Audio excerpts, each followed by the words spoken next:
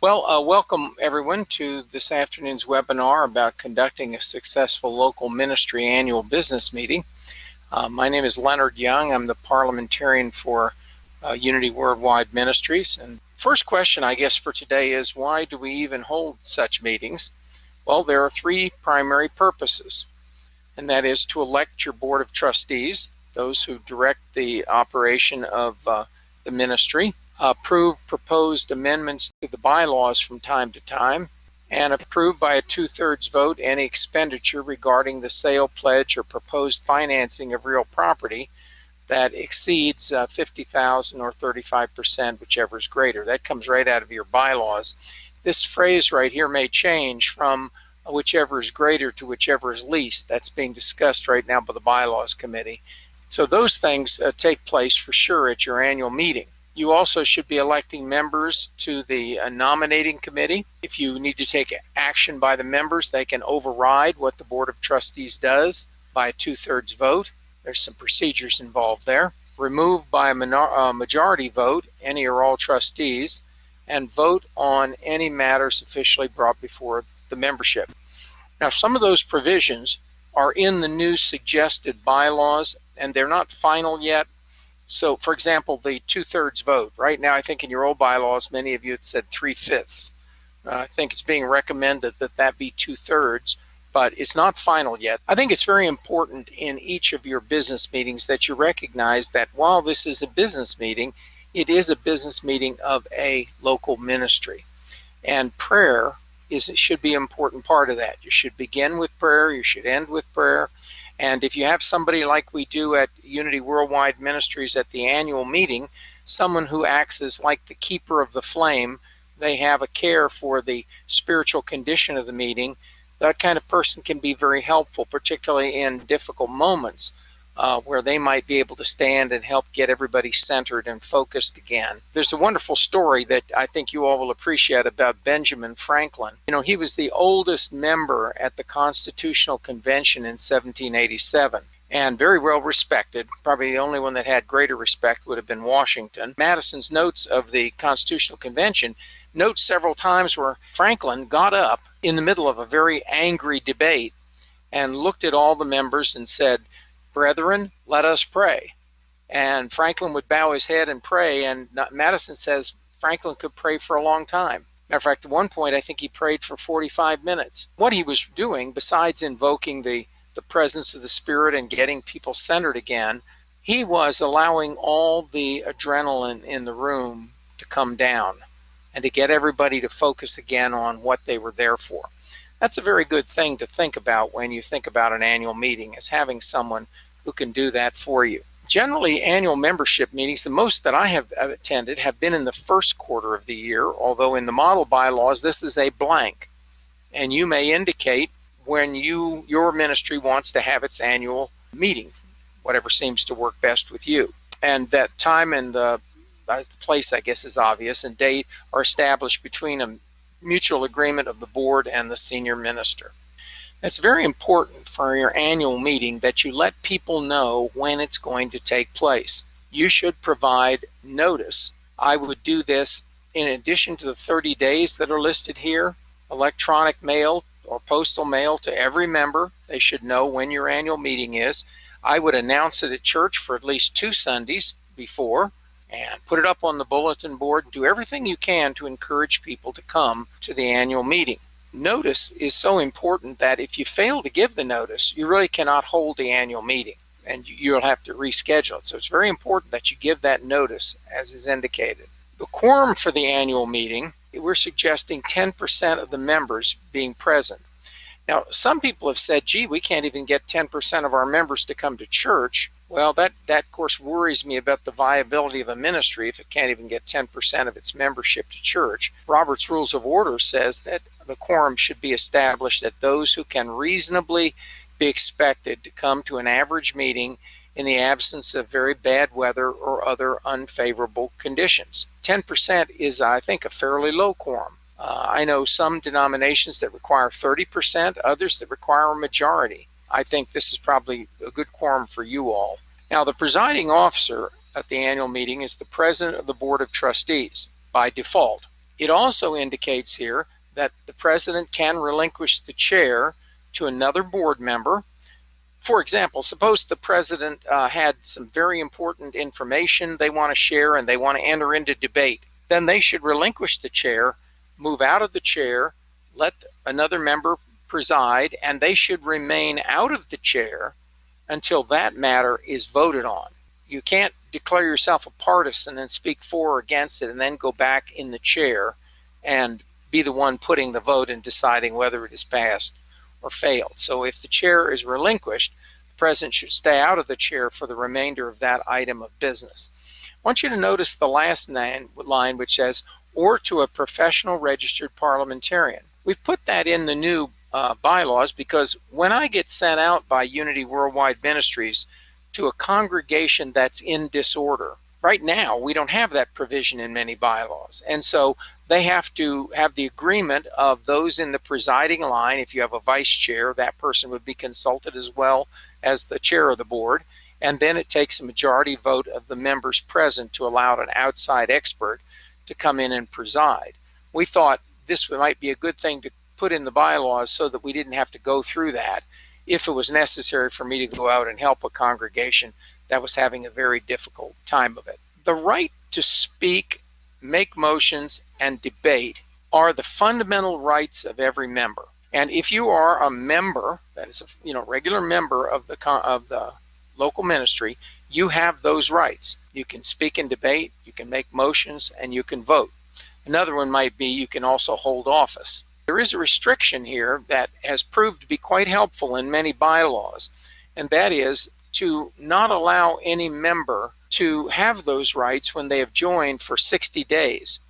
There have been some situations that I've been a party to where there was a hurry-up case in trying to get people in at the last minute so they could vote. This occurs especially when there is a concern about removing board members or removing the minister, and so then they try to hurry up and stack the deck, pack the court, so to speak. It's not a good idea to allow that to happen. It also says the right of other persons to speak during the membership meeting may be extended by the presiding officer or by a 2/3 vote of the assembly. So if you have invited someone to come who has particular information, the president or the assembly can grant that right for them to speak. What does it take to approve something? It's important for you to understand what a majority vote is. A majority means more than half of those present and voting. Now, the present and voting part is really important because I've seen meetings where they think they have to get a majority of all the people who are present. Well, to do that would make it impossible for anyone to abstain from voting. When you abstain, you are not voting. You are saying to the other people, you decide. And abstentions are not counted in determining the total number of votes cast for determining what a majority is. Let me give you an example. If we had 100 members voting, exactly half is 50, more than half is 51. If 101 voters were voting, exactly half is 50 and a half, and more than half is still 51. See, the same number will be a majority of every pair of odd and even numbers, starting from, as I've just illustrated to you. Now let's suppose, back to the example I gave, we have 100 people in the room, and only 80 of them vote, because the other 20 have abstained. They don't have a strong opinion, or they don't know what they think about the matter, so they abstain. Now then, the majority is of 80. So you'd ask yourself, what's half of 80 is 40. Majority would be 41. So majority, unless otherwise specified in your bylaws or in some other rule that's been adopted, is anything more than half. The way we say it is more than half. It's not one more than half, as sometimes gets thrown around, because that would, in the case of 101 voters, half being 50 and a half, if you had one more than half, you'd have to go to 52, and that would simply be incorrect. So majority of the members present and qualified to vote and voting. Now remember, only members can vote. So, there can be other people there who participate but aren't members, and they do not have the right to vote, speak in debate, or make motions. Now, people often ask, can we use a proxy or an absentee vote? And this comes up. I remember a group I was working with in Michigan, and in the winter they were having a business meeting. Well, a lot of their people are in Florida in the winter. And so they wanted to extend the right to vote to those people. Now, here's the problem with proxy and absentee votes. If you cast an absentee vote, let's say even for an election, there's 3 people running for whatever it is, and you want person number 1. Okay, so you provide your proxy vote saying I vote for number 1. But when we come to the election, instead of just those 3, there's actually a 4th person that's nominated. Now you see, we don't know who you would vote for. We have no idea if, because number 4 was now nominated, that you would have voted for him or her in preference to number 1. The same thing's true as if we're considering a matter like a resolution or a motion to buy property, to do whatever. That can be amended. And if it is amended in the meeting, how would your proxy make any sense? Because proxies only make sense if you have all of the information. And absentee voting and proxies are all the same thing. Electronic voting, however, things that are by internet or email or fax, those are also not allowed because they're not synchronous. The principle here is that everyone at least needs to be able to hear the discussion and vote simultaneously. Now, that does not mean that you cannot have an electronic meeting where some people who are in Florida are on the phone or are on the computer, and they can hear the debate and they can enter into it, or they can seek to do something else. Everybody clear on what I'm saying? The minimum standard for deliberation is simultaneous oral communication. You must at least be able to hear each other simultaneously and vote at the same time. Special membership meetings. Now, hopefully you won't have very often that you have to do this, and usually when they happen, it means that there's some kind of difficult situation that's come up. But anytime the affairs of the ministry warrants, a special meeting can be called by the request of the senior minister or co-ministers, or by a majority vote of the entire number of trustees. Now, notice that says a majority vote of the entire number. It does not say a majority vote of those trustees present and voting. So if you have 7 trustees, including the minister, you need 4 votes to call a special meeting. The entire number of currently serving trustees. Now let's suppose one of them was vacant. Then that doesn't count. We're talking about the currently serving one. Okay, from Joanne Burns, a comment. In the bylaws, we removed the opportunity to nominate from the floor, mostly because to ensure that the potential board member was vetted and understood the commitment fully. We haven't gotten to that issue yet, but let me just make some comments generally. This is being discussed right now by the bylaws committee as well. If you do not allow some way for individuals to self-nominate, then you have made the nominating committee the electing committee. They pick one person for each office. Nobody else can be nominated from the floor or in some other way. Then they are in effect a very powerful committee determining who will be the board members. If you don't want to have last minute people popping up and nominating from the floor, a lot of people object to that from the point of view that, again, you haven't had a chance to think about it or be aware that that person was going to run. I know some sets of bylaws that have a requirement that you have to notify the office so many days in advance that you wish to run from the floor, and then they just put your name on the ballot. I think you have to be careful about too carefully screening things so that it's impossible for other folks to get in, because that can create a power base that's healthy for the local ministry. All right, let me go back to special meetings here. A majority of the entire trustees, or by a petition signed by 10% of the members. One of the frequent problems I've noticed with annual meetings and with special meetings is that many of the local ministries are not good about keeping careful membership rolls. And when you aren't, and you really don't know who is a member and who isn't, when something comes up, we had one local ministry that wanted to sell a significant piece of property one year, and they gave proper notice. They were going to have this special meeting, and people showed up out of the woodwork who had never come to church in 20 years, but they had not been careful about doing anything. These people showed up who hadn't been to church in years and swayed the vote. That happens if you don't have a careful membership meeting.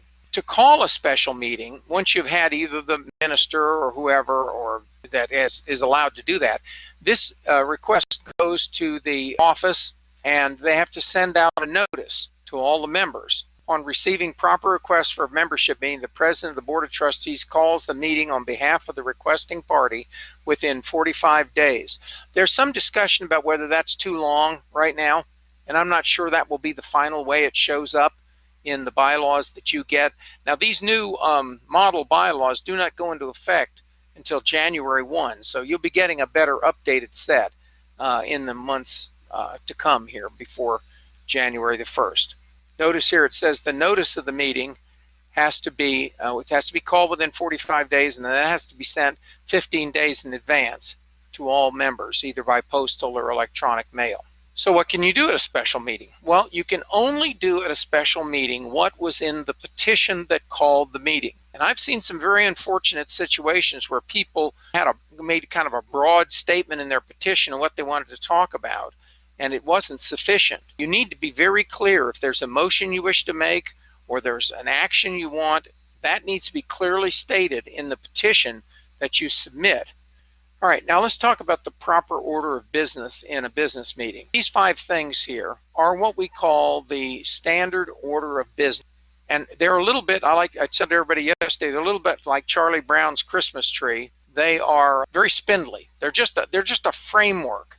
And you take the ornaments like a Christmas tree and you hang them on there, and those flesh out the agenda. The principle of agenda development is the principle of past to future. And if you watch these here, reading and approval of the minutes has to do with the past activities of what did we do at the last meeting. Then reports of officers, board, standing, and special committees. Those are about what information do we need from the work that's being done by these committees. Then we come to unfinished business, and I want you to notice it does not say old business. I'm on a campaign to try to get people to stamp that out. It's a very misleading phrase, because when you see the words old business, it makes you think about something we dealt with in the past and we're bringing it up again. Unfinished business means what it says, something which was unfinished at the end of the last meeting or something that was postponed to this meeting. Now, if you're talking about your annual meeting, which only happens once a year, there will not be any unfinished business, because only things that come over from that were unfinished can occur if you meet as often as quarterly. Well, annually is much less often than quarterly, so you will not have any unfinished business. Now, items that were not finished at the last meeting can be moved again as new business at this meeting. You can't postpone something from one annual meeting to another. You can refer it to a committee and ask that committee to do its work and report it the next meeting, but you can't postpone it to the next annual meeting. Now let's take a look at what a fleshed out order of business might look like. Well, we have the call to order. I always remind people that if you use a gavel, it's not a weapon. It's just a ceremonial device. You rap it once to indicate you're starting the meeting, and then as everyone quiets down, you begin. Opening ceremonies, if you have any, they could include a prayer, moment of inspiration. Some people do flag salutes and all kinds of things in different kinds of groups. The introduction of guests, if you have any there, you introduce them from the one who has the greatest scope of responsibility to the one who has the least. Roll call, rarely it would be used in an annual meeting, although if you want to establish who was present, you could pass around a sign-up sheet. That's a way to do a roll call. But if you do a roll call, then it needs to appear in the minutes. In the minutes, it needs to say the following people were present and give all of their names. I would suggest that's not something you probably want to do at the annual meeting. But you do want to establish how many voters are present. And so probably you're going to need in the foyer a group that has the membership lists, and people come in and they check in and they're given a voter's card. That's the way I like to do it. Something that's bright pink or bright green or bright orange that's easily seen. And then the member, when they vote, you say, all those in favor, show your voter's card, and they hold it up. That way they don't have to stand, and everybody only has one, and only voters have one. So that's a very good thing to do, is not just assume that everybody in the room is a voter. It's to have the voters check in and get a voter's card, and only those who are eligible to vote should get one. Now, once you've done all that and got things going, then you come to the first item of business, which is really number 5 here, the reading and approval of the minutes. Now, I would suggest to you that orally reading minutes is deadly. I mean, it just puts everybody to sleep. And what you should do is distribute the minutes of the last meeting in the call to the meeting. When you send out that electronic notice to everybody, send a copy of the minutes so that they can read them, and you don't have to then read them to the assembly. Minutes should be approved by unanimous consent. What I mean by that is the chair says, are there any corrections to the minutes as printed? Then anyone has corrections to make, fine, you select them, take them into account, and thank you. Are there any further corrections? Hearing no further corrections, the minutes will be approved as corrected. Now, since you only meet once a year for an annual meeting, I would not wait a whole year to have the minutes approved because nobody's going to remember exactly what happened. So Roberts suggests that you have your executive board, in your case a board of trustees, or a committee appointed at the meeting to review and approve the minutes on behalf of the assembly. So you have a board of trustees that say meets monthly. What I would do is provide those to the trustees next month, ask them to approve them, and then at this meeting the next year you just show everybody the minutes and you indicate they've been approved. Then we come to the reports of officers. Now, officers report in the order listed in the bylaws, so do committees. Generally at the annual meeting, you might have some correspondence that needs to be read, somebody sending a note of thanks or something like that. But generally, the most important report that happens is your treasurer's report, or some would call it the financial report. At now, regular meetings of your board, they hear those reports, but they don't vote on them. The treasurer's report should, for the annual meeting, already be audited, and it is in fact the auditor's report which the assembly votes to adopt, not the treasurer's report. Approving the auditor's report takes with it all the treasurer's report and releases the treasurer from mistakes. It does not release the treasurer from fraud, but it does in the case of an error. That's why you ask an auditor to look it over and make sure the numbers are correct and so on. Then the Board of Trustees should report. Usually that's done by the secretary, and it informs the members of the actions taken by the board since the last meeting. Now, you probably wouldn't list every little tiny thing that the board did, but all of the major things the board did since the last meeting ought to be reported.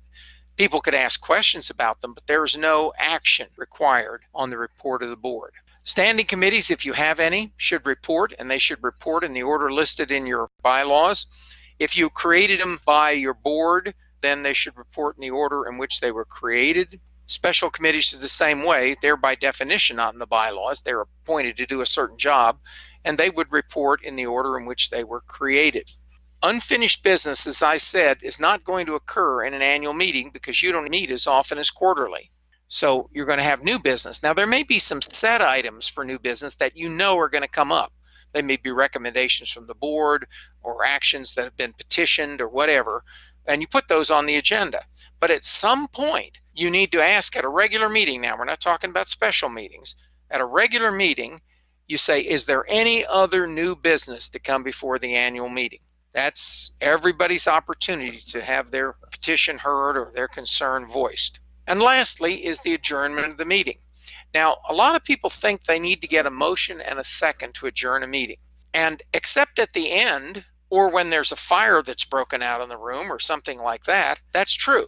If we were in the middle of the agenda and somebody says, I move we adjourn, yeah, then that takes a motion and a majority vote.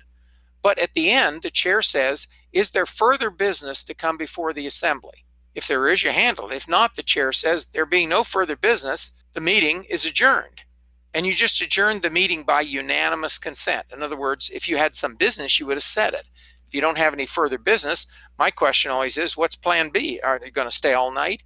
You know, why go through the formality of a motion when you can do it without that? Doing business at a special or an annual meeting, we're talking here about making motions and voting on them. All items of business should come before the meeting by means of a motion made by a member who is eligible to do so, followed by a second by another member. Elections are conducted according to the procedures in the bylaws. Obviously, you're not making motions to have an election. Instead, what you're doing is actually doing the election according to the processes outlined. So the first step in handling a motion is this. The member is recognized by the chair, and then the member says, I move that. I move that we buy a desk and a chair. I move that we approve the audit report. I move that we elect so-and-so to the nominating committee. I move that. That's how you make a motion. Then another member seconds the motion, That can be done without even being recognized because the seconder's name never appears in the minutes. And I'll tell you why. The mover is the proponent. He is in favor of what he proposes. The mover's name must be attached to it in the minute. And the mover cannot speak against his own motion. Mover can, however, vote against it because he can have his mind changed in debate. But the seconder, by seconding it, is only saying, I want to hear it discussed. Perfectly good reason to second a motion is you want to see the annual meeting go on record as defeating it. It's a perfectly good reason to second a motion. So the seconder is not the proponent of the motion, and so therefore the name of the seconder should not appear in the minutes. So after the member has made the motion and another has seconded it, the chair then has to state the motion, stating clearly exactly what is open to debate. Usually it's done this way. It is moved and seconded that, and then repeats the motion verbatim and says, is there any discussion?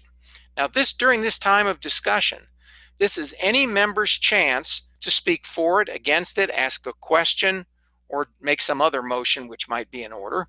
Each member is recognized before speaking. Discussion is strictly limited to the merits of the motion under consideration.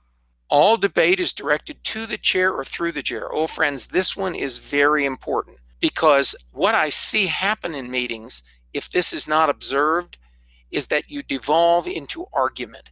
When one member can address another directly, pretty soon you get adversarial.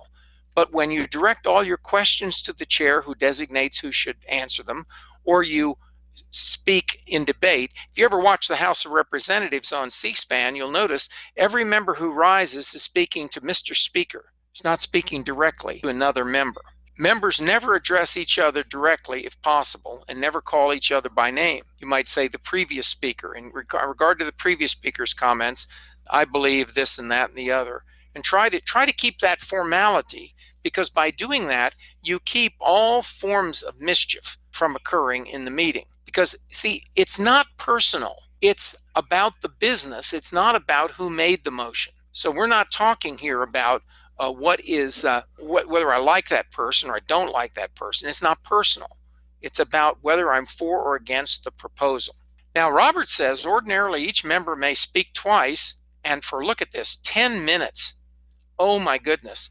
If all of your people at the annual meeting spoke twice for 10 minutes each, that's an eternity in debate.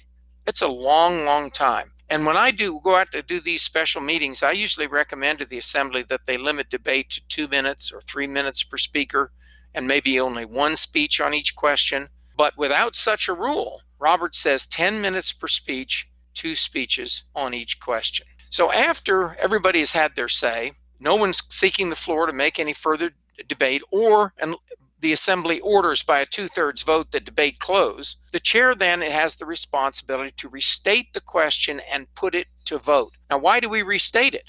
Because we might have had an hour of debate on this issue, and we need to really clearly understand now what is it we're voting on. And the chair will say something like that. So now the question before the assembly is whether or not to buy a desk and a chair for the membership hall. All those in favor of this motion, show your voter's card, or say yes, or say aye, or whichever way you're going to vote. I like the voter's card myself. Take the affirmative vote first and take the negative vote second. You never count abstentions. Anybody who doesn't lift their hand for a card or such is ignored.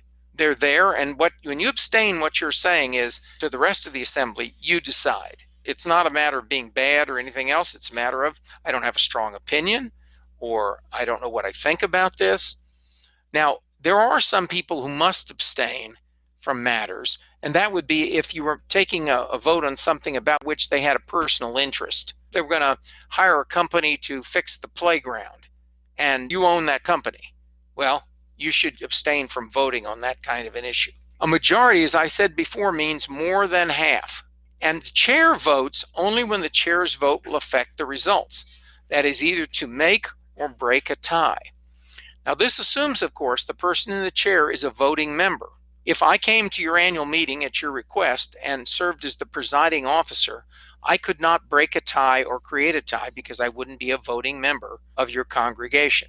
So it has to be a voting member, and generally the president of the board would be, but the chair only votes if the chair's vote will affect the results. So let's say if the vote was 50 in favor and 50 against, and you were in the chair and you were in favor, because 50 to 50 is a lost vote, folks. There's no such thing as a tie vote. 50-50, no majority has been achieved, so it's lost.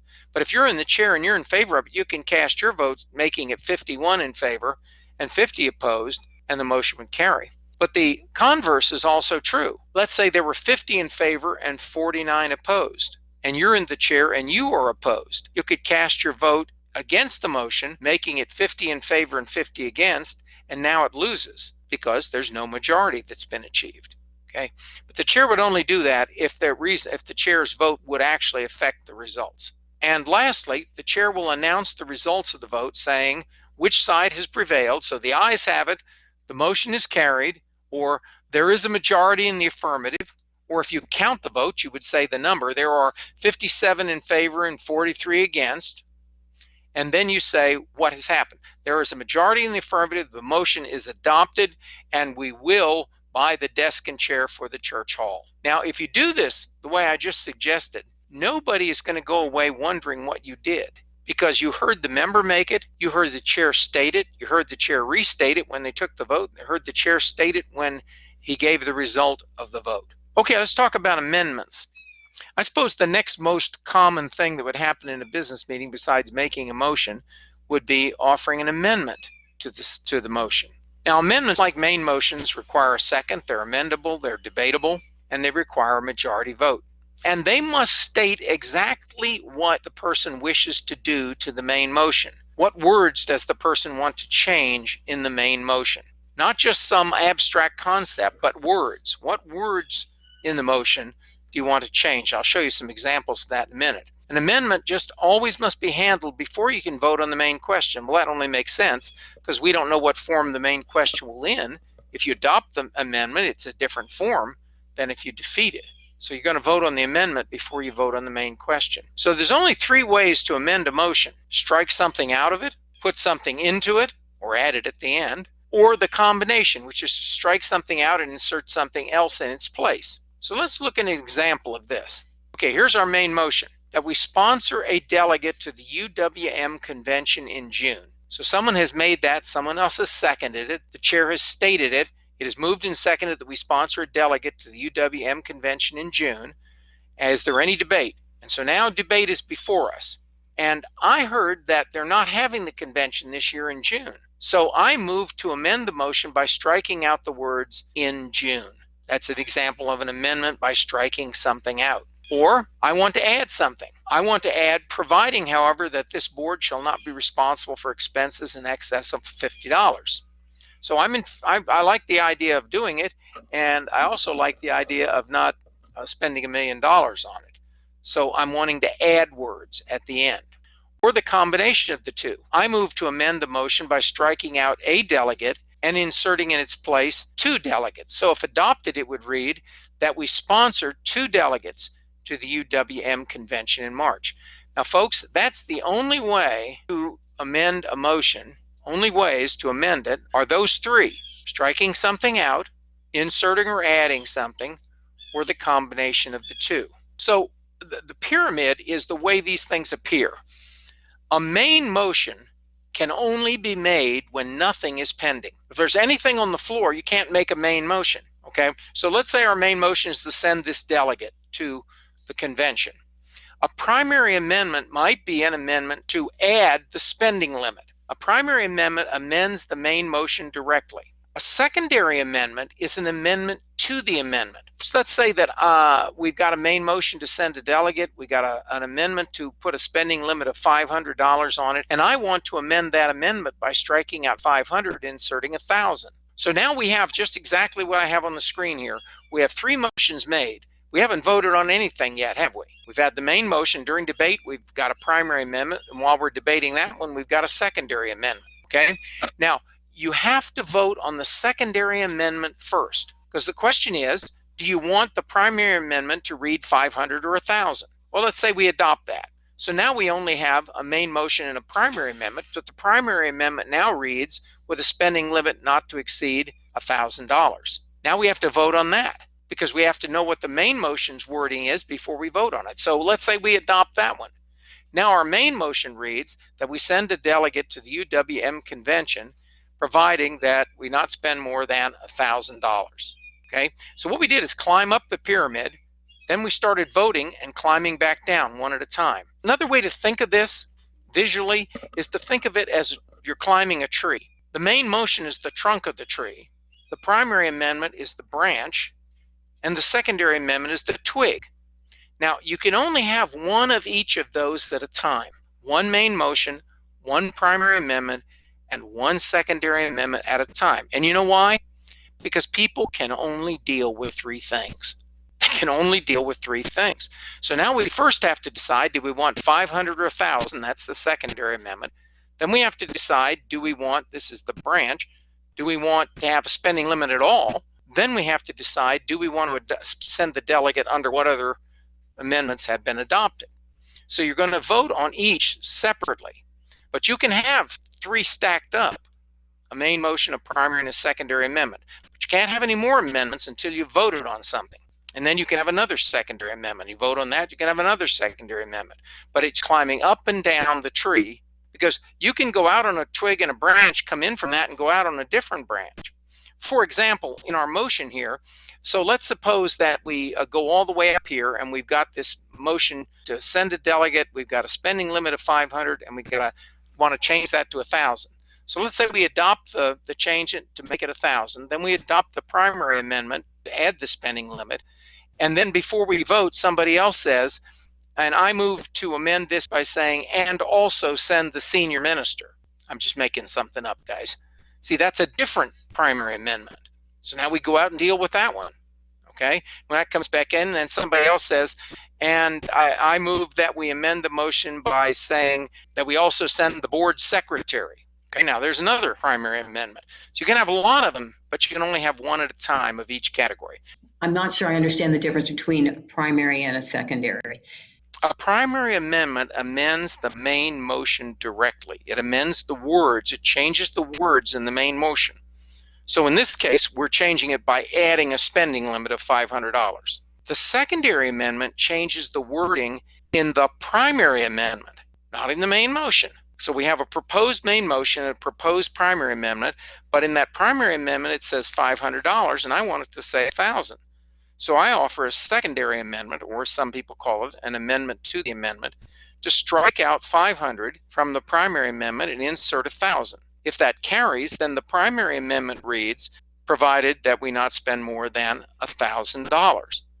Now we still have to adopt the primary amendment. All we've done is change its wording. And we have to adopt it, and then we've just changed the wording of the main question, but we still have to adopt it. So you climb up the tree, and you vote in reverse order, climbing back down. Here's a kind of an example that we sponsor a delegate to NSBA's convention in March. This happens to be a school board association. I'm just making this up. Providing that we not spend more than $150. And you got a real cheapskate there who says, I move to amend the primary amendment by striking out 150 and inserting 100. That's an example of a secondary amendment. Now, let's say a word about substitutes. A substitute motion is a primary amendment. It seeks to strike out the whole main motion and insert something else, same topic. Or it could be a whole paragraph that it seeks to strike out. But it's not just small changes in wording. Here's a good example. I move to substitute for our main motion the following: that we encourage all of our members to attend UWM's convention. See, if that substitute is adopted, ultimately, you're not sponsoring any delegates anymore with money. You're just encouraging everybody to go. It has to be on the same subject. It can't be some other idea way over here. But a substitute is handled just like a primary amendment. You vote on it, and if it's adopted, then you vote on the main motion as substituted for. Okay, let's talk about nominations a little bit. You should be forming the nominating committee at least 6 months in advance. Now, what that means to me is, since your nominating committee is elected by the annual meeting, you're doing that. You're actually electing your nominating committee a year in advance. Now, if for some reason you forgot to do that at your annual meeting, you better call a special meeting and do it more than 6 months in advance, because they've got work to do and they need time to do that. The ministry team shall consist of 1 current board member and 3 members of the ministry team selected in the following manner. That's what the current recommendation is. The annual meeting, the membership shall, from among the membership of the ministry, select 2 members and 1 alternate. Now, I got to tell you, there's a lot of conversation going on about this issue right now, whether to keep the alternate or to whether to just have 3 members elected. So this is not final at this point. The board's one of its trustees to serve.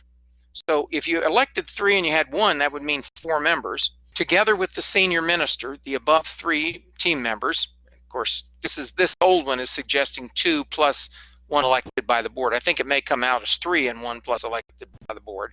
But the senior minister is included in this, and because he knows the people very well. He or she is maybe the most familiar with the people and their needs and concerns and their abilities.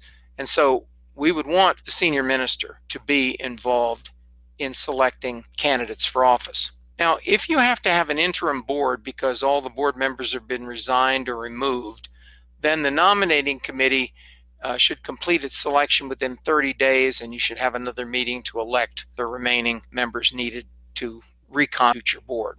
The nominating committee's job is to search for at least, it says here 2, I believe it's going to say 1, at least 1 qualified candidate for nomination for each position. You know, Roberts makes a good point. He says it's ridiculous to require the nominating committee to nominate more than 1 candidate, because they can easily get around that by nominating 1 highly qualified candidate and 1 who is dismally unqualified, thereby making it assured that their qualified candidate will get elected. So it's not a good idea to require them to do 2. And that also creates hard feelings because it means one of them is going to lose. They may have to propose more than 1. They may have lots of people that are good quality and they want to propose them. That's fine. It says at least.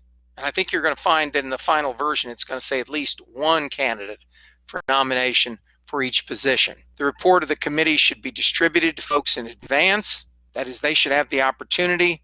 I think the conversation we had the other day about this was that people interested should make it known 45 days in advance. The committee should do its work and select people by 30 days in advance, and then there should be some way for people to self-nominate if they wish to do that. Right now it'd be nominations from the floor. But at the annual meeting, the presiding officer would read this article and section number listed here so that everybody knows what the process is, call them the chairperson of the nominating committee, and then read the names of others who have self-nominated. Okay, let's talk about conducting the election. I don't know whether most of you do an election by ballot or not. I think an election by ballot is a very good idea, and I'll tell you why.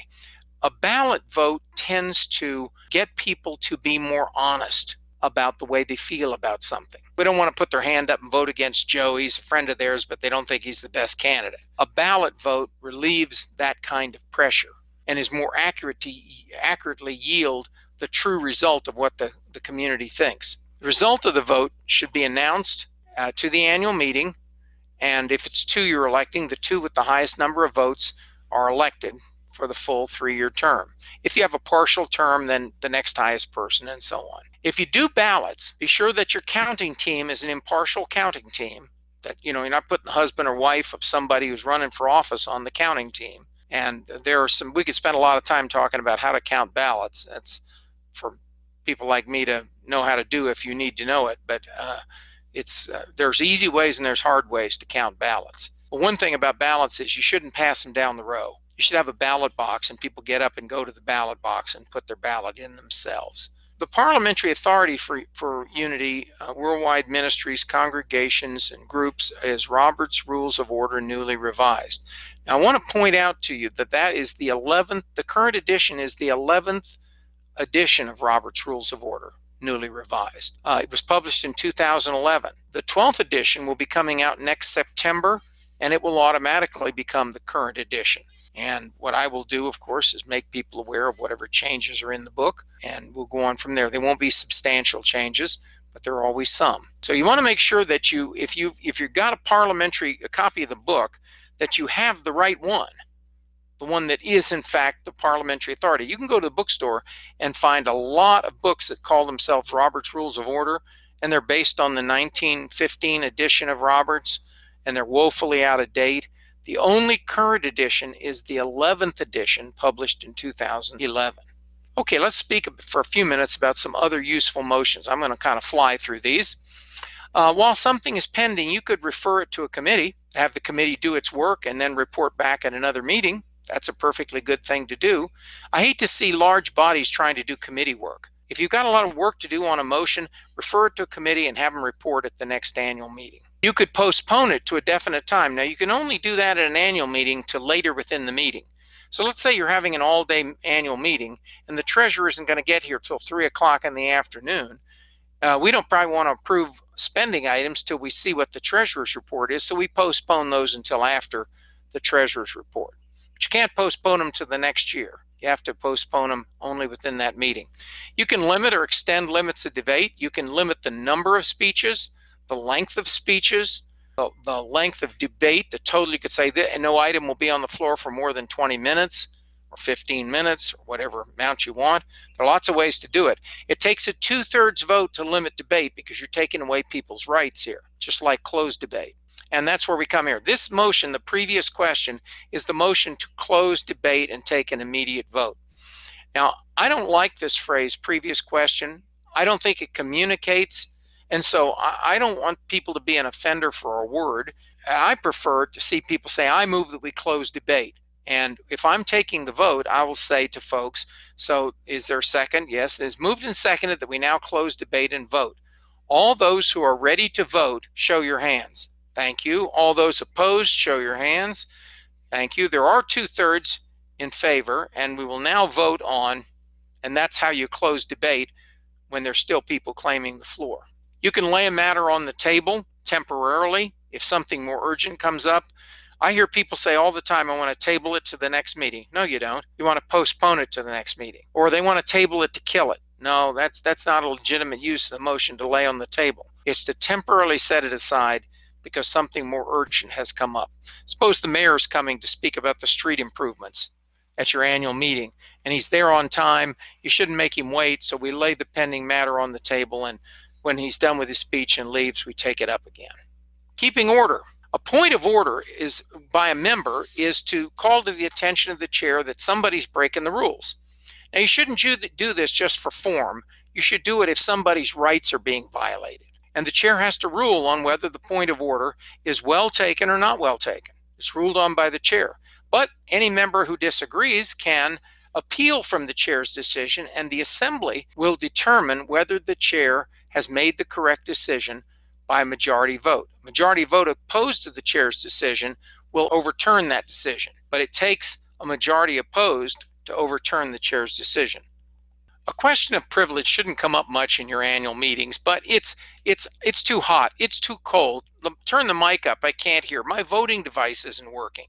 Anything that interferes with the comfort or efficient working of the assembly is a point of privilege, and you can actually interrupt someone to make one. You know, he's making a speech and you can't hear him. It's a good idea to interrupt and say, could we get the microphone put closer to his mouth? We cannot hear. Sometimes you want to do something again. Maybe you took hasty action this morning, and this afternoon you've realized when you heard the treasurer's report, oh my gosh, we don't have enough money to do that. Somebody might move to reconsider the motion this morning that spent the money we now don't think we have enough money to do. It can be moved only by somebody who voted on the prevailing side. So if it passed, the person must have voted yes. If it failed, the person must have voted no. You have to show that at least one person has changed their mind. Otherwise, why would we reconsider it if no one has changed their mind? So the purpose, again, is to permit correction of hasty, ill-advised, or erroneous actions. In a one-day session like your annual meeting, you can only reconsider it on that day. After that day, it's too late. In a multi-day session like a convention, you can do it on the same or the next calendar day. To reconsider something just takes a majority vote. Now, if you're outside of those time limits, there's still a way to do it. There's always a way. In this case, you can rescind the action, as repeal it, annul it, or you can just change part of it by amending something previously adopted. Now, if you give previous notice in the call of the meeting that you plan to do this, it only takes a majority vote. But without that, it takes a 2/3 vote to rescind the action previously taken. There's no limit on who can move it or any time limits on it. You can rescind something from 20 years ago. Matter of fact, I see that in religious bodies all the time. They adopted some resolution years ago and now they're embarrassed by it. It's not something they'd want to affirm today, and they rescind the action on that item. My conclusion here today is simply to say to you the words of General Robert: when everyone does what is right in their own eyes, there is the least of real liberty. Debate is about listening to others and accommodating your view and trying to take everybody's view into account. We agreed coming out of our last AGM that we were requested to hold a special meeting to further clarify a membership meeting. So my question is, how far in advance of our AGM, which is scheduled March 22nd, 2020, how far in advance must we hold that special meeting to resolve that particular issue? Well, there isn't any. That should have been decided at the time the special meeting was called for. It should have been specified when and where, but or said at the call of the president. Okay, but I wouldn't wait till the last minute on that. There isn't a rule that says it must be done a certain time. It's the invitation to participate goes to like all members, all voting members, to participate in this, and we reiterate what the request for the special meeting was, and then we convene it and run it just as you've basically outlined here, as one would at an AGM. Yes. The only thing you can do at the special meeting is what was in the call of the meeting. There's no new business or other things that weren't only that item or two items or whatever it is that you notice to people. That's the only thing you can do in an annual or in a special meeting. So we're looking at these new bylaws coming out and just hoping to maybe adopt them after they've been Canadianized. And Reverend Pat Ball is working on those on our behalf. Right. But once they become Canadianized, it's our hope that we can just take to our AGM in March the motion that these be accepted, and we run with them as our new bylaws. And I'm glad to hear that somebody is working on a Canadian version, because obviously the laws are different. And the customs are different, and so we need to accommodate that. The other thing that I often do when there's tension in the ministry and there's a need for a special meeting, I really encourage you, when, if you get a petition for a special meeting, to reach out to me. If I can't advise you in terms of preparing for that, I've got Len on speed dial, and he's been extremely helpful in working through that so that when you do the special meeting, you do it according to your bylaws and you do it with grace and ease. Yes, and we try to do that in such a way that you can do it yourself, but there have been a number of situations there, Cynthia, over the years. I probably have gone out 25 or more times to congregations, and I go out there and I preside over the meeting because it's such a conflictual situation that nobody wants to preside over that, and they're happy to have me do it because I don't have a dog in the hunt, so to speak. Yeah. I'm fair and impartial, and and that's available to you. It does cost some money, to travel expenses and that kind of stuff, when you have to have me come out there. But yeah, and when their tension is high and they have a meeting of this sort, I always say that you need to bring someone in to facilitate for you. And Len is our first go-to. On some occasions, Len has recommended parliamentarians in the area that he knows, but he needs someone else to run those meetings if there's a lot of tension in the air. All right, thank you. Thank you very much.